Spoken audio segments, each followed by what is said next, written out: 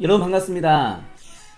지난 시간에 골프 사고와 민사 책임에 대해서 영상을 올린 바가 있습니다. 이번 시간에는 실제 제가 지냈던 사례 중에 골프 사고에 대해서 한 가지 실제 사례를 올리고자 영상을 준비했습니다.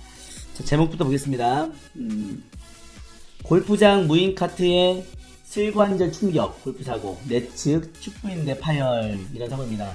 어떠한 사례인지 사고 내용을 살펴보겠습니다. 2016년도 11월달에 발생한 사고고요. 인천 그랜드 CC 골프장이라고 합니다. 저는 여기는 한 번도 가본 적은 없는 것 같아요. 인천 그랜드 CC.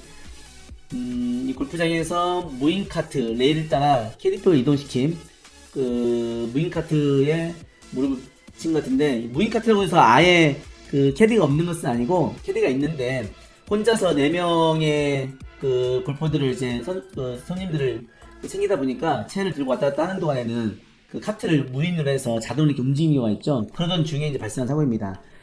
자, 인천 그랜드 CC 골프장의 전동 카트 도로의 모습을 보면 일반 도로 카트와 좀 다릅니다. 원래는 이제 볼이 여기 가운데 들어가면 도로가 있기 때문에 그 규정에 따라서 또 로컬 규정에 따라서 빼놓고 치는 게 일반인데, 여기는 카트 선으로 이렇게 되어 있고 이 카트 도로 위에도 잔디로 되어 있어요. 그래서 이 공이 여기 떨어진 거예요. 그래서 어프로치를 하려고 여기 섰는데 무인 카트가 뒤에서 작동을 해서 움직이다가 충격한 거죠. 이 캐디가 그쪽에 있는 그 선수, 그러니까 이제 피해자를 보지 못하고 무인 카트 작동시키다가 충격한 사고입니다. 내측 측부인대가 파열됐고요. 그 다음에 통원치료 30일 정도 치료를 받았던 환자입니다. 민법 390조 채무불이행과 손해배상. 돈을 내고 골프를 치기 때문에 골프장을 안전하게 이용할 권리가 손님에게 있는 것이고요. 골프장은 캐디와 함께, 캐디는 이제 이행 보조자에 들어가니까 캐디와 함께 사업주는 안전하게 골프장을 이용할 수 있도록 사고를 예방하고 안전을 지켜줘야 될 의무가 있는데, 그러지 못한 책임이 이제 채무불이행과 손해배상 책임, 민법 390조인 거고, 그리고 캐디의 책임이기 때문에 391조, 그리고 불법행위 책임 750조, 사용자 책임 756조, 이렇게 관련 법규를 적용할 수 있을 것 같습니다. 손해배상 책임을 적용 판단. 과연 그러면 경기 보존에 책임이 있느냐, 캐디가 책임이 있느냐? 골프장 경기 보존의 업무는 주로 골프장 내장객과 한 줄을 이루어 골프채를 꺼내주거나 골프 가방을 운반하는 등으로 내장객을 보조하면서 내장객에게 골프장 코스를 설명해주거나 경기 진행을 조절하는 등 골프 시설을 제대로 이용할 수 있게끔, 또 안전을 위하여 골프를 함에 있어서 예상할 수 있는 위험을 제거해야 된다. 이런 것을 행해야 되는데 그러지 못한 책임이 있다는 거죠. 이 사건 사고로 돌아오면 피해자는 이 무인 카트의 우측이 발생된 사고인데, 피해자는 18홀에서 해서 마지막 그린이네요. 그린 주변에 세 번째 샷을 준비하고 있었으며 피해자의 볼은 홀까지 30-40m 남겨진 상태였고, 같은 팀에 있던 동료들은 그린 주변에 세 번째 샷을 준비하고 있었던 상황이었습니다. 롱홀이었을까요? 아니면 그 미들홀인데 세 번째 홀을 못 올려서 이렇게 했을까요? 자, 경기 보존. 캐디는 카트로부터 약 100m 정도 떨어진 위치에서 동료들의 플레이를 돕고 있는 상태였으며 피해자 위치를 파악하지 못한 채 무인 카트를 작동하던 중 피해자를 충격한 사고입니다. 사고 당시 피해자는 마지막 18홀 그린 주변에 세 번째 샷을 집중하고 있었던 점. 집중하다 보면 아무래도 뒤에 시선을 좀 뺏기는 경우가 있겠죠.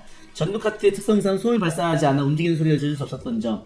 카트마다 다르긴 한데 이게 카트가 소음이 없는 그 카트들도 있습니다. 경기 보존이 아무런 주의, 전동 카트를 작동했으니 주의하라든지 시선을 좀 주면서 그 주의를 줬어야 되는데 그러지 못한 점. 또 다른 골프장과 달리 카트 도로에는 잔디가 있어서 그린과 카트 도로가 명확하게 구분되지 않는 점. 아무래도 이런 점이 있기 때문에 카트를 이동시킬 때는 혹시 카트 위에서 골프를 경기를 하고 있는 사람이 없는지 살펴야 될 의무가 캐디에게 더 있겠죠. 이제 그랜드 CC의 특성상. 그러지 못한 책임이 캐디에게 있을 것 같습니다. 카트 충격 후 한동안 주저앉아 있었으나 아무런 응급조치를 하지 않았던 점. 이건 둘째 문제고 책임을 면할 수 없다. 피해자 직접 장구권. 원래는 그 캐디나 사업주가 피해자에게 직접 보상을 해야 되겠죠.